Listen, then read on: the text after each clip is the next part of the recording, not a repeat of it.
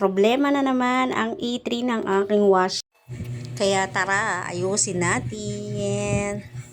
Huwag nyo napansinin yung bilbil ko dyan. Seryoso ang lola mo dyan.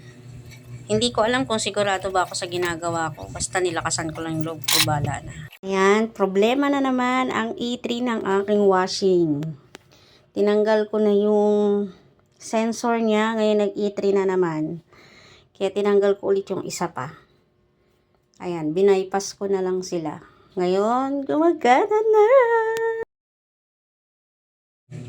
Kaya bukod sa lakas ng loob,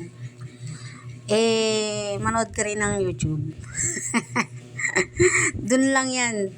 'Di ba? Bypass. Ilalam ko muna ano yung bypass Basta, lakasan ko lang loob ko, yun na yun.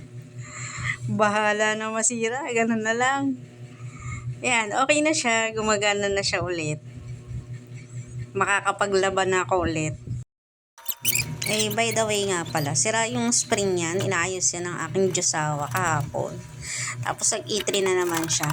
Pero okay na yung spring niya. Try natin. Kung kaya naman gawa ng paraan, di ba? Yung spring kasi niya mahal. 1K isa, apat yun. Kaya ginawa niya ng paraan. Tapos nag-E3 naman. Kaya ako naman sa E3, siya sa spring. Huwag niyo napansinin yung bilbil ko. Ganyan na lang po ako sa bahay.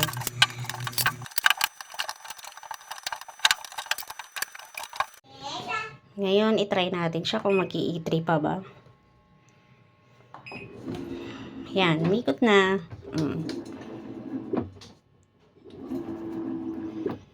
Ang kaibahan nga lang niya, kahit isara bukas mo siya, wala na siyang sensor. Yan. Kahit nakabukas, hindi yan tutunog kasi wala na siyang sensor. O, diba? Thank you for watching.